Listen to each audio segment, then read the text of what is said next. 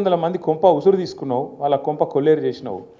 500 మంది అన్నదాతలు ఆత్మహత్య చేసుకుంటే ముఖ్యమంత్రి గారు అందాల పోటీలో బిజీగా ఉన్నాడు, రివ్యూ చేసే టైం లేదు. కల్లాల వడ్లు అట్లే ఉన్నాయి, కొనటోడు లేడు, కాంట పెట్టేటోడు లేడు, పట్టించుకున్నోడు లేడు. ఇప్పటికే అమ్మిన కాడికి పాపం మిల్లర్లకు అమ్ముకున్నారు, ఇప్పటికే 40-50% అమ్ముకున్నారు. ఆడనో ఈడనో 10% 20% కొన్నారు, కానీ దాన్ని పట్టించుకున్నోడు లేడు. వానలు పడుతున్నాయి, కల్లాలల్లా వడ్లు కొట్టుకుపోయే పరిస్థితున్నది. ధాన్యం మొలకలెత్తి రైతు ఆగమై రోడ్డు మీద పడే పరిస్థితున్నది. అడిగినోడు లేడు, పట్టించుకున్నోడు లేడు. అడుగుదాం ఎవరినన్నా అంటే ఊళ్ళో సర్పంచ్ లేడు, ఎంపీటీసీ దిక్కు లేడు, జెడ్పీటీసీ లేడు, కౌన్సిలర్ లేడు. కాంగ్రెస్ అని పట్టుకుందామంటే కాగడ పెట్టి ఎతికిన వాడు దొరుకుతలేడు. ఎందుకు బిజీగా ఉన్నారు, ఏడ బిజీగా ఉన్నారు? కాగితాలు పట్టుకొని సెక్రటేరియట్ చుట్టూ గిర్ర గిర్ర గిర్ర తిరుగుతున్నారు.